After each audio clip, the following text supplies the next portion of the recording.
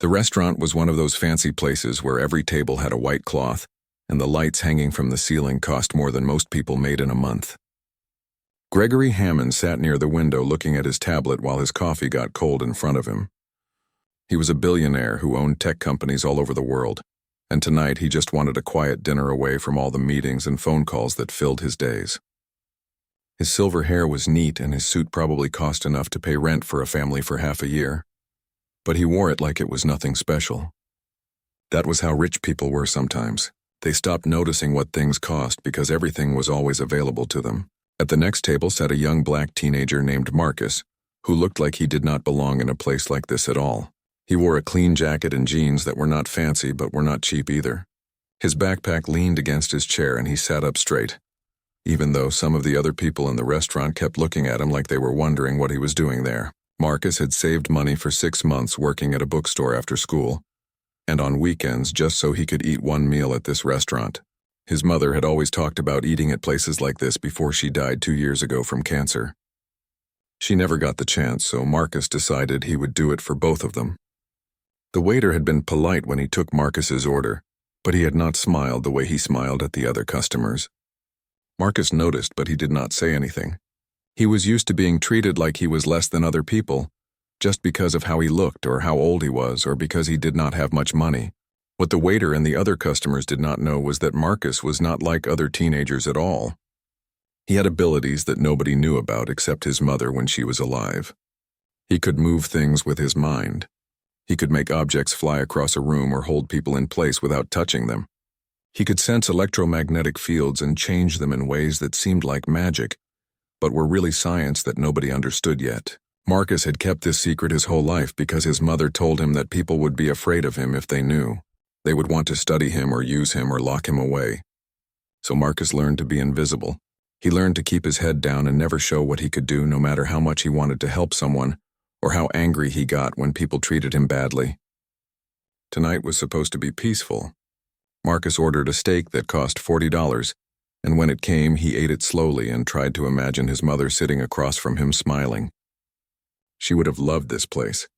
She would have looked at the fancy decorations and the expensive paintings on the walls, and she would have said something funny about how rich people probably did not even taste their food, because they were too busy thinking about money.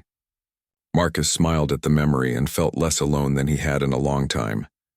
Gregory was reading something on his tablet about a company merger when he noticed the teenager at the next table. There was something about the way the boy carried himself that caught Gregory's attention. The kid had dignity. He sat there like he belonged even though everyone around him was trying to make him feel like he did not. Gregory remembered being young and hungry to prove himself. He remembered people underestimating him because he came from nothing. He had built his fortune from zero and he never forgot what it felt like to be invisible to people who had power. Maybe that was why he noticed Marcus when other people just looked past him or looked at him with judgment. The peaceful evening ended when 4 men walked through the restaurant doors. They moved like predators, and their eyes scanned the room until they found what they were looking for. The leader was a big man with broad shoulders named Victor Kane. He had lost everything years ago when Gregory's company bought his failing startup. Victor blamed Gregory for destroying his life, even though the truth was that Victor's company was already bankrupt, and Gregory had actually offered him a fair settlement. But Victor did not see it that way. He spent years being angry and bitter, and tonight he decided to do something about it. He brought 3 friends with him. Danny was tall and mean-looking. Luis had scars on his hands from fights he had been in. Clark was the quiet one, but his eyes were cold and empty. They all wanted to hurt Gregory, and they did not care who saw them do it. The 4 men walked between the tables, and people started to notice that something was wrong. Conversations stopped. Forks stopped moving. The restaurant manager started to walk toward them, but Victor gave him a look that made him freeze. Marcus watched all of this happen, and his heart started to beat faster. He could feel the tension in the air like electricity. His abilities made him sensitive to things like that. He could sense when violence was about to happen because the electromagnetic fields around angry people changed in ways that normal people could not detect. Victor stopped at Gregory's table and said his name loud enough for everyone to hear. Gregory looked up calmly, but Marcus could see his hand moving toward his phone. Victor grabbed Gregory by his collar and pulled him out of his chair. The other 3 men moved to surround them. Clark pulled out a taser and waved it at the crowd. Someone screamed. The manager backed away and pulled out his phone to call the police. Marcus sat at his table watching everything happen and knowing that he had a choice to make. He could stay invisible like he always did. He could let this happen and go home and nobody would ever know he could have helped. Or he could do what his mother always told him was right. She said that abilities were gifts meant to help people, and that hiding when someone needed help was the same as being the person who hurt them. Marcus stood up slowly and his chair made a small sound against the floor. His voice came out steady and calm even though his hands were shaking a little. He said, "Let him go." The words were not loud, but everyone in the restaurant heard them because the room had gone completely quiet. Victor turned around, still holding Gregory by the collar, and looked at Marcus like he could not believe what he was seeing. A teenager was telling him what to do. A black kid in cheap clothes was trying to stop 4 grown men from doing what they came here to do. Victor's face changed from surprise to anger, and then to something that looked almost like amusement. He thought this was funny. Danny laughed first. It was a harsh sound that had no humor in it at all. He said something about the kid thinking he was a hero, and started walking toward Marcus, cracking his knuckles like he was getting ready for a fight. Luis moved to block anyone else from interfering. Clark kept the taser pointed at the crowd, making sure nobody tried to call for help or run away. The restaurant staff and customers were frozen with fear. They wanted someone to do something, but nobody wanted to be the one to get hurt. That was how it always was when violence happened.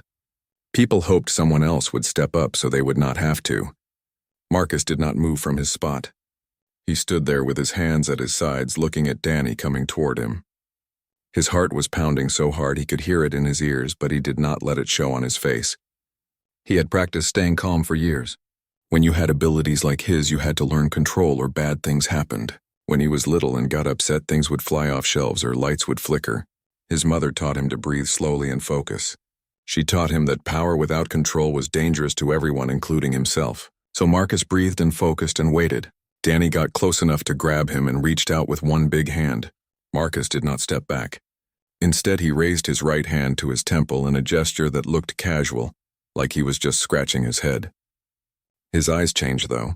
They got very focused and intense. Something happened in the air between him and Danny that nobody could see but everyone could feel. It was like the pressure changed or the temperature dropped suddenly. Danny's hands stopped moving. His whole body stopped moving. He froze in mid-step with his arms stretched out and his fingers curled like he was trying to grab something. His face was stuck in an expression of confusion and surprise. He could not move at all. His eyes could still move and they went wide with fear and shock. But the rest of him was completely paralyzed. The restaurant erupted in gasps and shouts. Someone dropped a glass and it shattered on the floor. Luis stared at Danny, trying to understand what just happened. He thought maybe it was some kind of trick or technology. He started toward Marcus, saying something angry in Spanish. Marcus just looked at him and Luis stopped too. His body went rigid just like Danny's had. He was frozen in place, unable to move forward or backward or even turn his head. 2 grown men were standing like statues in the middle of an expensive restaurant, and a 16-year-old kid was the reason why. Victor let go of Gregory and backed away from Marcus. His face had lost all its color and he looked scared for the first time since he walked in. He said this was impossible. He said it had to be some kind of trick or special effects or something. Clark raised the taser and pointed it at Marcus. His hand was shaking. He was about to pull the trigger when the taser flew out of his grip, like someone had yanked it with an invisible rope. It skittered across the floor and ended up under a table on the other side of the room. Clark tried to run toward it, but he found himself pressed against the wall by a force he could not see or fight. His feet were still on the ground, but he could not move away from the wall. It was like gravity was pushing him backward. Marcus stood in the center of everything with his hand still near his temple and sweat starting to form on his forehead. Holding 3 men in place at the same time took concentration and effort. It was not easy like it looked. Every second he had to focus on maintaining the electromagnetic fields that kept them frozen. If he lost concentration even for a moment, they would be free, and they would probably attack him all at once. His mother once told him that his abilities came from his mind's connection to the electromagnetic spectrum. Everyone had some connection to it, but Marcus's was incredibly strong. He could sense the electrical activity in people's brains and bodies. He could influence it. He could make their muscles lock up by disrupting the signals from their brain. He could move metal objects by manipulating magnetic fields. He could do things that scientists said were impossible. Gregory stared at Marcus with an expression that was not fear, but something closer to wonder. He was a man who had seen incredible technology and met brilliant people his whole life, but he had never seen anything like this. He asked if Marcus was telekinetic, and his voice had excitement in it instead of terror. Marcus nodded and said it was something like that, but more complicated. He did not have time to explain the science behind it. Victor was still free, and Marcus could see him thinking about running or attacking. Marcus needed to end this before it got worse. He spoke to all four men in a voice that was strained from the effort he was making. He told them he was getting tired. He said when he released them, they needed to walk out of the restaurant quietly. They could not threaten anyone else, and they could not come back. If they did come back, he would not be gentle next time. The threat in his voice was real. Marcus did not want to hurt anyone, but he could if he had to. He could stop their hearts or shut down their brains or crush them with enough pressure to break bones. He had never done any of those things, and he never wanted to. But the four men did not know that. They just knew this teenager had power they could not fight or understand. People in the restaurant were recording everything on their phones. The videos were probably already uploading to social media. By tomorrow morning, the whole world would know about Marcus and his abilities. His life of hiding was over. He had known that would happen the moment he decided to stand up, but he did it anyway because Gregory needed help and nobody else was going to give it. Gregory held up his hand before Marcus could release the men. He wanted to say something, and Marcus waited even though his head was starting to hurt from the concentration. Gregory turned to Victor, and his expression was different now. It was not angry or afraid. It was almost sad. He said Victor's name quietly and told him he remembered everything. He remembered Victor's company, and he remembered that Victor had a family and dreams. What happened to the company was not personal, Gregory explained. It was just business and economics. But what happened next was Victor's choice. He could keep being angry and bitter, or he could let it go and move forward with his life. Victor's eyes filled with tears, but they were angry tears. He said Gregory did not understand what it was like to lose everything. Gregory nodded and said actually he did understand. He told Victor about his first company going bankrupt when he was 23 years old. He talked about the humiliation and the pain, and how much he wanted to blame other people for his failure. But he learned that destroying someone else would not give him back what he lost. It would only take away what he had left, which was his freedom and his future, and his chance to build something new. Marcus listened to this exchange while maintaining his hold on the three frozen men. He realized that Gregory was not just trying to talk Victor down. He was trying to save him from making his life even worse than it already was. That took compassion and wisdom that most people did not have, especially when they were the victim. Marcus felt respect for Gregory growing inside him. This was not just a rich man who got lucky. This was someone who understood struggle and chose to help instead of hurt. The sound of sirens cut through the moment. Someone had called the police, and they were close now. Marcus could hear multiple cars pulling up outside. He knew he had about 30 seconds before officers came through the door, and everything got even more complicated. He looked at Victor and said he was going to let everyone go now. He asked if Victor was going to do something stupid or if he was going to be smart. Victor looked at the door and then at Gregory and then at Marcus. Something in his face changed. The anger drained out of it and left behind exhaustion and defeat. He nodded slowly. Marcus lowered his hand and released his concentration. All three men collapsed to the floor, gasping for air. Their muscles had been locked up for several minutes, and now they hurt all over. Danny was cursing and rubbing his arms. Luis was trying to stand up, but his legs were shaky. Clark just lay on the floor staring at the ceiling like he could not believe what had happened to him. Police officers burst through the door with their guns drawn, shouting for everyone to freeze. The lead officer was a sergeant whose name tag said Hayes. He scanned the scene, trying to understand what he was looking at. 4 men on the floor. A teenager standing calmly in the middle of the room. Gregory Hammond looking disheveled but unhurt. Dozens of customers recording everything on their phones. Victor was the first to speak. He told the sergeant that he and his friends had attacked Gregory. He said the teenager had tried to stop them and had saved Gregory's life. He did not say how Marcus had stopped them, but the sergeant had already heard the reports from dispatch. Multiple callers had used words like superhuman and telekinetic and impossible. Hayes approached Marcus carefully with his gun lowered but his hand still on it. He asked what exactly Marcus had done. Marcus met his eyes and said he defended someone who needed help. That was all that mattered. Gregory stepped forward quickly. He told the sergeant that Marcus had shown remarkable restraint. The 4 attackers had weapons and could have killed Gregory, but Marcus had not hurt any of them. He had just stopped them from hurting others. Hayes looked uncertain. This was not something they taught in police academy. How do you handle a kid who can freeze people in place with his mind? Was that assault? Was it self-defense? Was it even legal? The laws were not written for situations like this because situations like this were not supposed to exist. The sergeant decided to take everyone to the station for statements. Victor and his 3 friends were handcuffed and put in patrol cars. They would be charged with assault and making threats and probably other crimes too. Marcus and Gregory were asked to come voluntarily to give their statements. Gregory agreed immediately and told Marcus he would make sure the teenager was treated fairly. They rode to the police station in separate cars, and Marcus looked out the window at the city passing by. Everything looked the same as it always had, but he knew nothing would ever be the same for him again.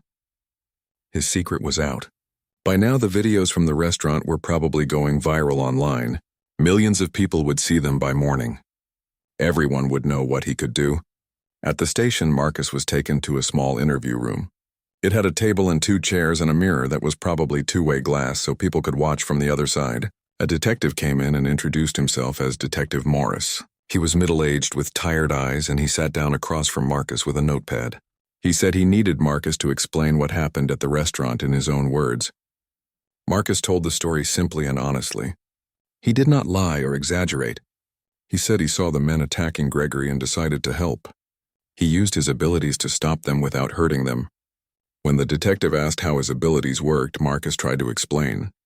He said it had something to do with electromagnetic fields and his brain's ability to sense and manipulate them. He had been born with this ability, or it developed when he was very young. He had kept it secret his whole life until tonight. Detective Morris wrote everything down, but Marcus could see he was struggling to accept it. The detective asked if Marcus could demonstrate.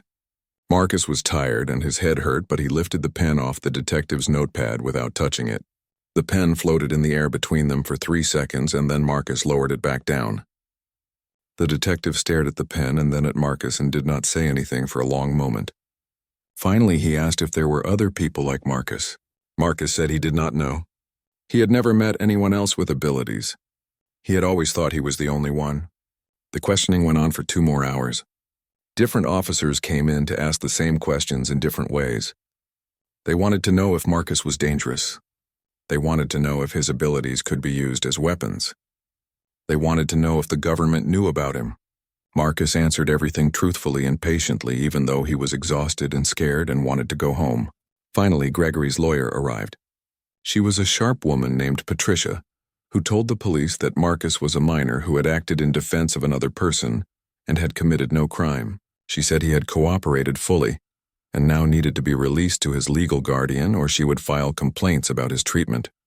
The police released Marcus at midnight. His foster parents, the Johnsons, were called to pick him up, but Gregory asked if he could speak with Marcus first. They sat in a quiet office away from the chaos of the police station.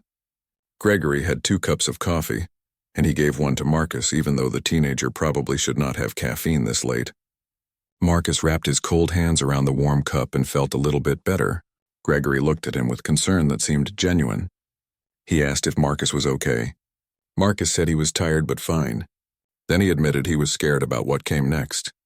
Gregory nodded like he understood completely. He said the media was already going crazy with the story. Videos from the restaurant had been viewed millions of times in just a few hours. News channels were running special reports.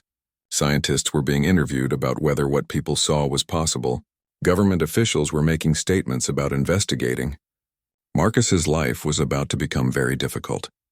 People would want things from him. Some would fear him. Some would want to study him like a lab rat. Some would want to use him as a weapon. Gregory said all of this in a gentle voice, but he did not hide the truth. Marcus appreciated that. He was tired of people treating him like a child who could not handle reality. Then Gregory made his offer. He said he ran technology companies, but he also funded research into human potential. He studied things that most people thought were impossible. What Marcus could do was extraordinary, and the world was about to come crashing down on him. Gregory could protect him. He could provide security and lawyers and resources. He could give Marcus a place to live where he would be safe. He could arrange for the best education and help Marcus understand his abilities better. In return, all he asked was that Marcus let him study what was possible and maybe someday help other people like Marcus if they existed. Marcus asked why Gregory would do all this. He pointed out that they did not know each other. Gregory smiled and said tonight a 16-year-old boy had risked everything to save a stranger. That told him everything he needed to know about Marcus's character. He also said he understood what it was like to be young and brilliant and have everyone underestimate you. He had been that person once. He would not make the mistake of underestimating Marcus. The teenager was quiet for a long time. He thought about his foster home, which was okay but not great. The Johnsons were not mean, but they were not really family either. He was just another kid they got paid to house. He thought about his job at the bookstore, which paid minimum wage and barely gave him enough hours. He thought about his small room with its thin walls and the way he had to hide who he really was every single day. Then he thought about what Gregory was offering: safety, education, a chance to understand himself, the possibility of helping others. It sounded too good to be true, but when Marcus looked in Gregory's eyes, he did not see someone who was lying or trying to trick him. He saw someone who genuinely wanted to help. Marcus said yes, but he had conditions. He wanted to finish high school properly. He wanted to stay in contact with the Johnsons even if he did not live with them anymore, because they had been kind to him in their own way. He wanted to make sure that anything he helped develop would be used to help people and not hurt them. Gregory agreed to all of it immediately. They shook hands and Marcus felt like he had just made the most important decision of his life. The next few days were chaos. Marcus stayed in a hotel suite that Gregory arranged with security guards outside his door. Reporters camped outside trying to get interviews. Government agents came asking questions. Scientists requested meetings. Gregory's team handled all of it and kept Marcus shielded from the worst of it. A publicist named Amanda helped Marcus prepare for one carefully controlled interview. She explained that telling his story in his own words would help shape the narrative and give people the truth, instead of letting them make up stories about him. The interview was with a respected journalist named Kevin Price, who had a reputation for being fair and thoughtful.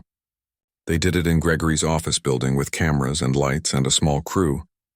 Marcus wore nice clothes that Gregory had bought for him and tried not to look as nervous as he felt. Kevin asked him about his abilities and Marcus explained them as simply as he could. He talked about keeping them secret his whole life and why he decided to reveal them. He said he just wanted to help someone who was in danger and that he would do the same thing again. Kevin asked if Marcus considered himself a hero. Marcus said no. He said heroes were people like his mother who worked 2 jobs and still found time to raise him right. Heroes were teachers who stayed late to help struggling students. Heroes were ordinary people doing good things every day without recognition. He just happened to have abilities that let him help in a different way. The answer was perfect. It made Marcus seem humble and relatable instead of threatening. When the interview aired, it helped calm some of the fear people had about him. But not everyone was calm. A senator gave a speech about the danger of unregulated superhuman individuals. Religious leaders debated whether Marcus's abilities were a gift from above or something darker. Online forums exploded with theories and arguments. Some people called Marcus a mutant or a freak. Others called him the next step in human evolution. Scientists published papers questioning whether the videos were real or somehow faked. Military officials wondered if there were more people like him, and whether they could be recruited or needed to be controlled. Through all of it, Marcus stayed in Gregory's building and tried to adjust to his new life. He met with Dr. Helen Chase, who was a neuroscientist specializing in how the brain worked. She was kind and patient and made it clear she wanted to work with Marcus, not experiment on him. They did tests to measure his abilities and try to understand them scientifically. Helen found that Marcus could sense and manipulate electromagnetic fields in ways that should not be possible. His brain showed unusual activity in areas that controlled spatial awareness and motor function. She theorized that he had some kind of enhanced connection between his consciousness and the quantum field, but admitted it was mostly guessing. They were in completely new territory. Marcus also started his regular schooling again. Gregory hired private tutors who came to the building so Marcus would not have to deal with reporters or curious crowds. He was surprised to find that he loved learning when he did not have to hide part of himself. His math teacher discovered he could solve complex equations in his head. His physics teacher was amazed at his intuitive understanding of forces and fields. Marcus had always been smart, but he had hidden it because standing out was dangerous when you had secrets. Now he could actually show what he was capable of. The press conference changed the conversation in important ways. Public opinion started to shift when people saw Marcus and the others as real individuals with hopes and fears instead of abstract threats. Jennifer talked about her work as a nurse, and people saw someone dedicated to helping others. Carlos described rescuing people from disasters, and people saw a hero. Sophie was so young and nervous that maternal and paternal instincts kicked in for millions of viewers who just wanted to protect her. Marcus had been right that showing their humanity was more powerful than any demonstration of their abilities. But the political battle was far from over. The registration laws were still being debated in Congress. Some states were passing their own laws that ranged from reasonable to oppressive. In one state, anyone with superhuman abilities had to wear a tracking bracelet. In another, they could not hold certain jobs or live within 1,000 feet of schools. Civil rights organizations started getting involved, arguing that these laws were discriminatory. It became the biggest national debate since the early days of the internet. Gregory decided to use his wealth and influence to fight back legally and socially. He funded organizations that advocated for ability rights. He hired lawyers to challenge discriminatory laws in court. He used his connections with other billionaires and business leaders to apply pressure on politicians. But his biggest move was creating the Foundation for Human Potential, which would find and help people with unusual abilities before anyone else could exploit them. Marcus became the face of the foundation, even though he did not want fame or attention. He just wanted to help people like him. The foundation set up a secure hotline where people could call anonymously to report abilities. They created safe houses in different cities where people could stay while the foundation assessed their needs. They hired therapists and doctors and scientists who would treat people with abilities with respect and care. Within the first month, they were contacted by 17 more individuals claiming to have powers. Some were lying or confused, but 9 of them were real. Meeting these new people was the most important thing Marcus had done since revealing himself. There was a man who could heal small wounds by touching them, a woman who could see through walls, a teenager who could run at incredible speeds, a child who could make plants grow faster. Each of them had a story of hiding and fear. Each of them had suffered from being different. Marcus spent hours talking with them and helping them understand they were not alone anymore. He became something like a counselor and a big brother and a symbol of hope all at once. Dr. Helen worked with each new person to understand their abilities scientifically. She found that everyone was different.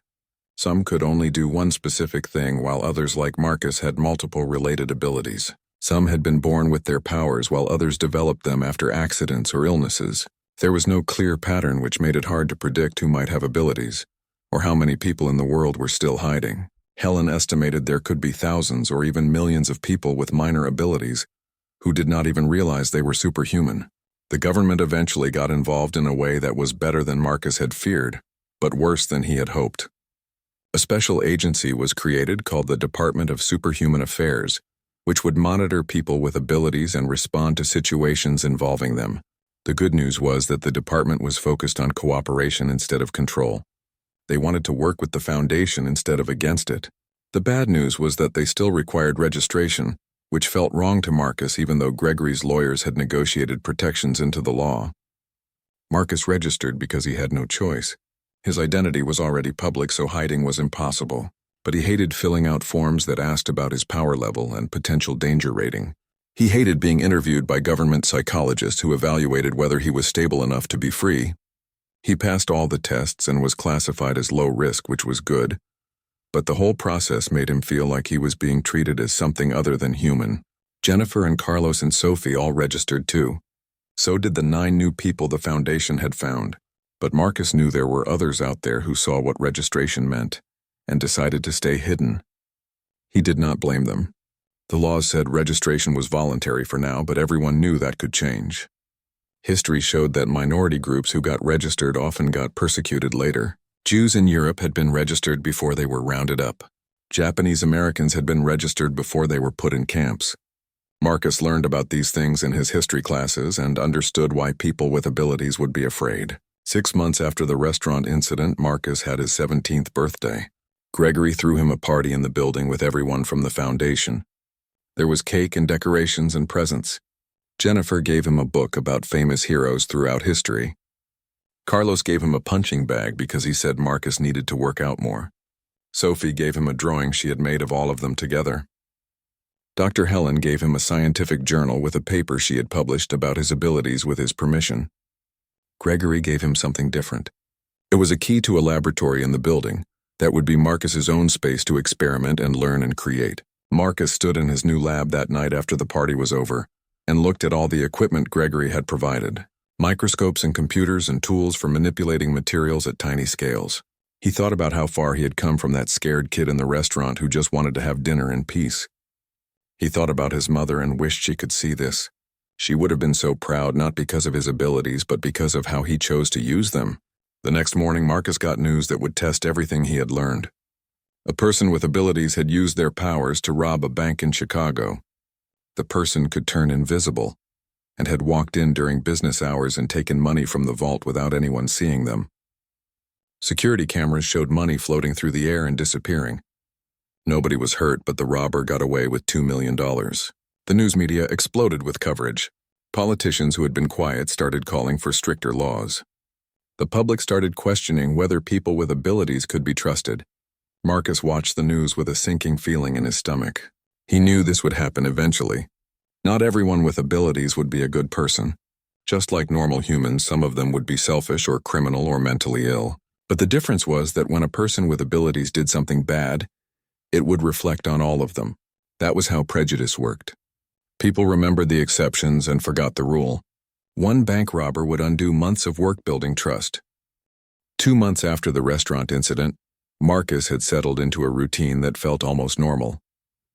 He woke up in his apartment on the residential floor of Gregory's building, and the sunrise came through his huge windows and made everything golden. He would eat breakfast in the common area where other researchers and staff members treated him like a regular person instead of a curiosity. Then he would spend the morning with his tutors learning advanced mathematics and physics and history. In the afternoons, he worked with Dr. Helen and her team running tests and trying to understand the limits of his abilities. The testing was fascinating to Marcus. He learned that he could lift objects weighing up to 300 pounds, but it took intense concentration. He could sense electromagnetic fields from about 50 feet away. He could disrupt electrical devices by overloading their circuits, but it gave him terrible headaches. He could influence the nervous systems of living things, which was how he had frozen the men at the restaurant. But Dr. Helen made him promise to never do that unless it was absolutely necessary for defense. Messing with someone's brain chemistry was dangerous and could cause permanent damage if he was not careful. Marcus also discovered he could do smaller, more delicate things. He could manipulate individual atoms if he focused hard enough. He made a diamond by rearranging carbon atoms from a pencil. It took him 3 hours and he passed out afterward from exhaustion. But the diamond was real. Dr. Helen said this meant his abilities worked at a quantum level, which opened up possibilities nobody had even considered. Maybe he could heal injuries by fixing damaged cells. Maybe he could create new materials. Maybe he could even affect things at a subatomic level, though that was purely theoretical. Gregory visited Marcus regularly to check on him and see how the research was going. They had become friends in an unlikely way. Gregory was 52 and Marcus was 16, but they understood each other. They both knew what it was like to be underestimated. They both believed in using their abilities to make the world better. Gregory told Marcus stories about building his first company in a garage and nearly going bankrupt a dozen times before he succeeded. Marcus told Gregory about his mother and how she had protected him and taught him to be good, even when the world was not good to him. One evening, Gregory brought news that would change everything again. 3 people in different parts of the country had come forward claiming to have abilities like Marcus.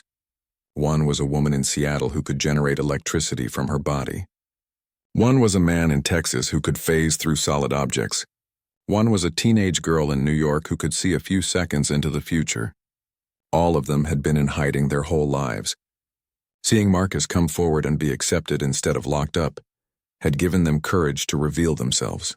Gregory showed Marcus news footage of these people demonstrating their abilities under controlled conditions. The woman made a light bulb glow by touching it. The man walked through a wall on camera. The girl predicted the next sentence the interviewer would say before he said it. Marcus watched with his heart pounding. He was not alone. There were others like him. Maybe there were dozens or hundreds more who were still hiding. The implications were staggering, but not everyone saw this as good news. The same senator who had spoken out before gave another speech about the danger of these people. He called them Homo superior and said they were a threat to normal humans. He proposed laws that would require anyone with superhuman abilities to register with the government and submit to monitoring. Other politicians joined him. Fear was spreading faster than understanding. People saw these abilities as weapons instead of seeing the human beings who had them. Gregory called an emergency meeting with Marcus and his legal team. They discussed how to respond to the political situation. Patricia, the lawyer, said they needed to be proactive. They should advocate for rights and protections for people with abilities before laws were passed that treated them like criminals or property. Amanda, the publicist, suggested organizing a press conference where Marcus and the other three could appear together and show they were just normal people with unusual gifts. Gregory thought they should start a foundation dedicated to finding and helping others like them before the government or worse organizations found them first. Marcus listened to all the ideas and then he spoke up. He said they needed to focus on helping people see that abilities did not make someone dangerous. Most people with abilities were probably just scared and trying to live normal lives like he had been. The real danger came from fear and ignorance. If they could educate the public and show that people with abilities could be heroes and helpers instead of threats, then maybe the laws would be fair instead of oppressive. Everyone in the room looked at him and Gregory smiled. He said Marcus was absolutely right and they would follow his lead. They organized a press conference for the following week. Marcus and the three others who had revealed themselves would appear together. The woman from Seattle was named Jennifer, and she was a nurse who had hidden her electrical abilities her whole life. The man from Texas was named Carlos, and he worked in construction and used his phasing ability to secretly help rescue people from collapsed buildings. The girl from New York was named Sophie, and she was 14 and her future vision had helped her avoid accidents and danger, but made her feel crazy. They all came to Gregory's building and met each other for the first time. Marcus felt an instant connection with them. They understood what it was like to hide and to be afraid of yourself and to want to help, but not be able to. They spent 2 days preparing for the press conference and getting to know each other. Jennifer told stories about using her powers to restart patients' hearts when the hospital equipment failed. Carlos talked about the time he phased into a burning building to save a child. Sophie described warning her teacher about a car accident that was about to happen and being called a liar when it came true 5 minutes later. They were good people who had been forced to hide their goodness because the world was not ready for them. The press conference was held in a large auditorium with hundreds of reporters and cameras from every major news network. Gregory gave an opening statement about human potential and evolution and the need for understanding instead of fear. Then each of the 4 people with abilities came forward and told their story. Marcus went first and talked about saving Gregory at the restaurant. Jennifer demonstrated her electrical powers by lighting up a strand of bulbs. Carlos phased his hand through a metal plate. Sophie told the reporters what questions they were going to ask before they asked them. The response was mixed. Some reporters asked respectful questions about how the abilities worked and what the 4 of them wanted the public to know. Others asked hostile questions about whether they considered themselves human and whether they thought they were superior to normal people. Marcus handled it calmly. He said they were absolutely human. Having abilities did not make them better or worse than anyone else. It just made them different. He pointed out that some people were born with genius-level intelligence or perfect pitch or incredible athletic ability, and nobody feared them. These abilities were just another kind of difference. Gregory called an emergency meeting with Marcus and the others. They sat in a conference room watching news coverage of the bank robbery on multiple screens. The invisible robber had hit 2 more banks in the following days, and the total was now over $5 million. Police had no way to catch someone they could not see. Security measures meant for normal criminals were useless. The pressure was building for the government to do something drastic. Some politicians were calling for all registered individuals to be detained until the robber was caught. Others wanted to force everyone with abilities to wear power-suppressing devices that were being developed by military contractors. Marcus felt responsible even though he had nothing to do with the robberies. He had been the one to step forward first. He had encouraged others to reveal themselves. Now someone was proving that people's fears were justified. Jennifer looked devastated because her hospital had started getting complaints from patients who did not want to be treated by someone with abilities. Carlos had been fired from his construction job because the company was worried about liability. Sophie's parents had been harassed online and someone had thrown a brick through their window. The backlash was affecting everyone. Amanda, the publicist, suggested they issue a statement condemning the robberies and offering to help catch the perpetrator. Patricia, the lawyer, warned that getting involved in law enforcement could set a dangerous precedent. If Marcus and the others helped catch this criminal, they would be expected to help catch every criminal with abilities. They would become unpaid agents of the government. Dr. Helen worried about the psychological impact on Marcus of hunting another person with abilities. Gregory listened to everyone and then asked Marcus what he wanted to do. Marcus thought about it carefully. He understood all the concerns, but he also knew that if they did nothing, the situation would only get worse. The invisible robber was hurting innocent people and destroying the progress they had made. Someone had to stop them, and Marcus had the ability to do it. His electromagnetic sense could detect living things even if they were invisible. He could find this person where nobody else could. It was dangerous and complicated, but it was also the right thing to do. He told Gregory he would help, but only under specific conditions. He wanted it made clear that he was a volunteer, not a government agent. He wanted protections to ensure he would not be forced to work for law enforcement in the future. He wanted the invisible person to be arrested and tried fairly, not experimented on or disappeared. Gregory's lawyers spent 2 days negotiating with the Department of Superhuman Affairs and the FBI. They got everything Marcus asked for in writing. Then Marcus prepared to do something he never thought he would do. He was going to hunt another person with abilities. The FBI provided information about the robberies. They had tracked the stolen money through marked bills and knew the robber was staying in Chicago. They had surveillance on banks that seemed like likely targets. Marcus studied everything and looked for patterns. The robberies happened during business hours in busy areas where a normal thief would have trouble escaping. The invisible person clearly felt confident in their abilities. They took their time in the vaults, which meant they could stay invisible for extended periods. That suggested strong control and experience. Marcus flew to Chicago with a team of FBI agents, and Gregory insisted on sending private security as well to protect Marcus. They set up in a command center with views of multiple banks. Marcus sat quietly, focusing his senses outward, trying to feel for anything unusual in the electromagnetic fields around the city. It was like listening for one voice in a crowd of thousands. Every living thing generated a field. Every electrical device created interference. Marcus had to filter through all of it, looking for something that felt wrong. On the third day, he felt it. A void in the normal pattern of fields. It was in a bank 6 blocks from where Marcus was sitting. Someone was there who was disrupting the natural flow of electromagnetic energy in a way that happened when a person used abilities. Marcus told the FBI, and they mobilized immediately. They evacuated the bank quietly through back doors and surrounded it with agents. Marcus went in first because he was the only one who could sense where the invisible person was. The bank lobby was empty and silent. Marcus stood in the center and closed his eyes to focus. He felt the void moving slowly toward the vault. He called out, saying he knew someone was there. He said he had abilities too, and that he understood what it was like to be different. He asked the person to stop and talk to him. For a moment, nothing happened. Then a voice came from empty air. It was a woman's voice, and it sounded tired and scared. She said her name was Lisa, and she was 32 years old, and she had been invisible for 10 years. It had started gradually after a car accident. First, she could make parts of her body disappear. Then all of it. Then she could not turn it off anymore. She had been invisible for a decade. Nobody could see her or touch her. She could not have relationships or jobs or a normal life. She was completely alone. The robberies were not about greed. They were about survival. She had no way to earn money when nobody knew she existed. She was stealing to eat and have shelter, and feel like she still mattered in a world that had erased her. Marcus felt his heart break for her. He understood loneliness and fear and feeling like you did not fit anywhere. He told Lisa he was sorry for what had happened to her.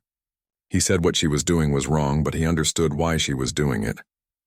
He told her about the foundation and how they helped people with abilities. He said she did not have to be alone anymore. There were doctors who might be able to help her control her invisibility. There were people who would see her even if others could not. He promised that if she surrendered, she would not be treated like a monster. Lisa was quiet for a long time. Then she asked how she could trust him. Marcus said honestly, she probably could not trust anyone after what she had been through, but he could prove he was telling the truth. He concentrated and used his abilities to sense exactly where she was standing. Then he reached out with his electromagnetic manipulation and gently surrounded her with a field that made her visible. It only lasted a few seconds because it took immense concentration, but it was enough. Lisa appeared as a thin woman with messy hair and exhausted eyes. She looked at her own hands in wonder, as if she had forgotten what she looked like. Then the invisibility returned and she disappeared again. Lisa surrendered peacefully and Marcus kept his promise. Instead of going to a regular jail, she was placed in the Foundation's care under supervision. The FBI agreed because they recognized she was a victim as much as a criminal. Dr. Helen began working with Lisa immediately to understand her condition and see if there was a way to reverse or control it. Gregory hired lawyers to negotiate a plea deal that focused on restitution instead of prison time. Marcus visited Lisa regularly in the Foundation's medical wing, and they talked for hours about what it meant to live with abilities that isolated you from everyone else. The media coverage of Lisa's capture was different than Marcus expected. Some outlets still portrayed her as a dangerous criminal, but many told her story with sympathy.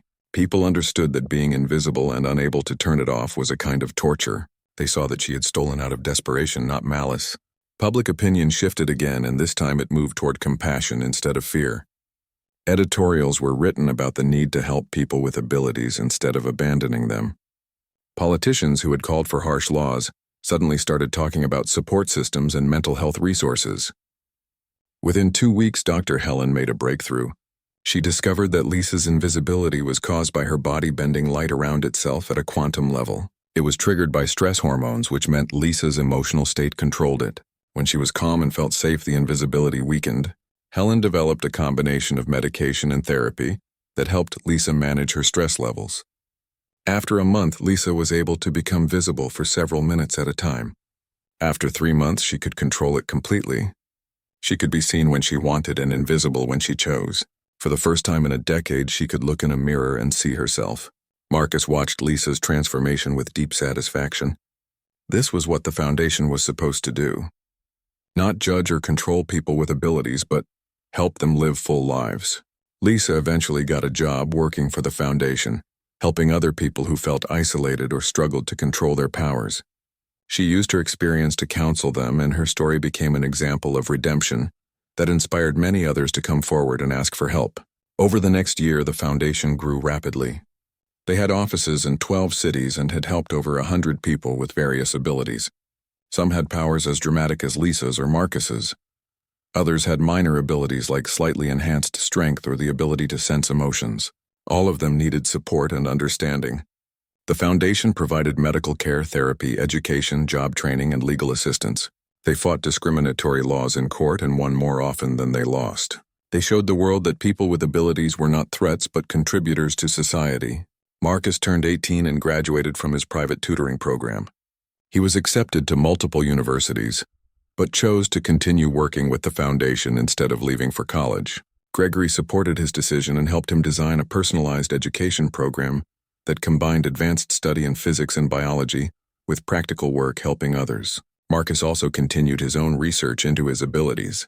He learned to do increasingly precise manipulations at the molecular level. He helped develop new materials for Gregory's tech companies. He assisted doctors with delicate surgeries by steadying their hands electromagnetically. He found dozens of ways to use his gifts for good. Sophie, the girl who could see into the future, became an advisor for disaster response teams. Her precognition only worked a few seconds ahead, but that was enough to help first responders avoid dangers and save lives. Jennifer, the electrical nurse, developed techniques for using her powers in medicine and trained other medical professionals to work with patients who had abilities. Carlos, the phasing construction worker, started a rescue company that specialized in collapsed building situations, where his ability to walk through walls saved people nobody else could reach. More people with abilities came forward every month.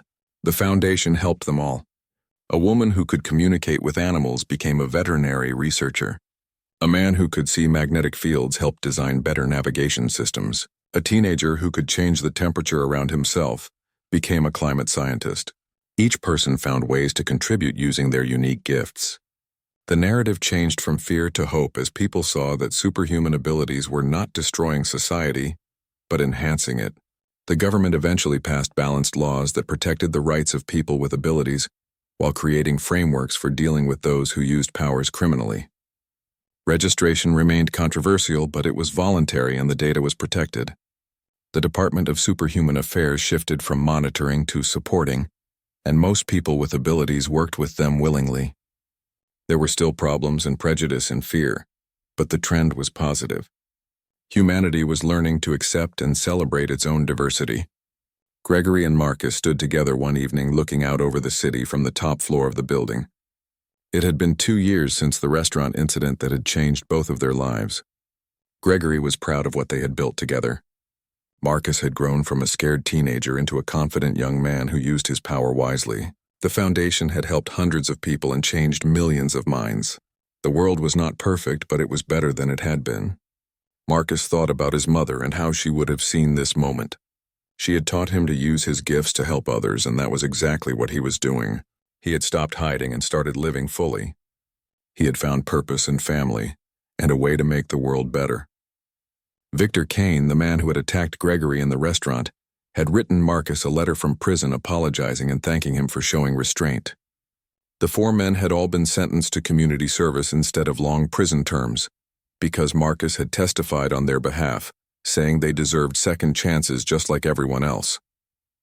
Gregory asked Marcus what he wanted to do next. There was so much more to accomplish, so many people still in hiding who needed help, so much research still to be done about human potential, so many ways to use abilities to solve problems that humanity faced.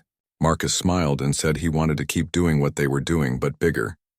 He wanted to open foundations in other countries. He wanted to fund research that would benefit everyone, not just people with abilities.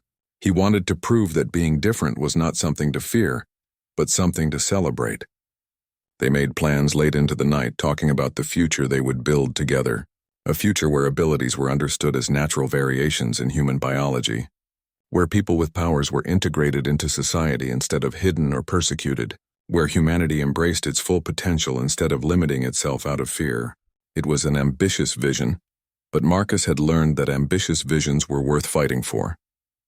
As he left Gregory's office and walked back to his apartment, Marcus passed the laboratories where scientists worked on projects that would have seemed impossible a few years ago.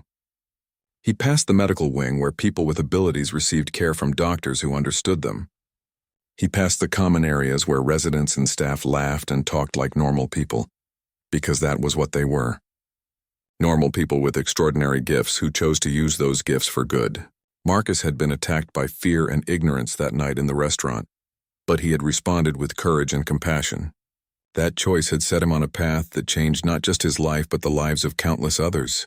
He thought about all the people with abilities who were still hiding, and he hoped that someday they would see that it was safe to step into the light. He would keep working to make that day come sooner. He would keep proving that humanity's differences were its greatest strength, not its greatest weakness. And he would never stop being grateful for the chance to make a difference in the world.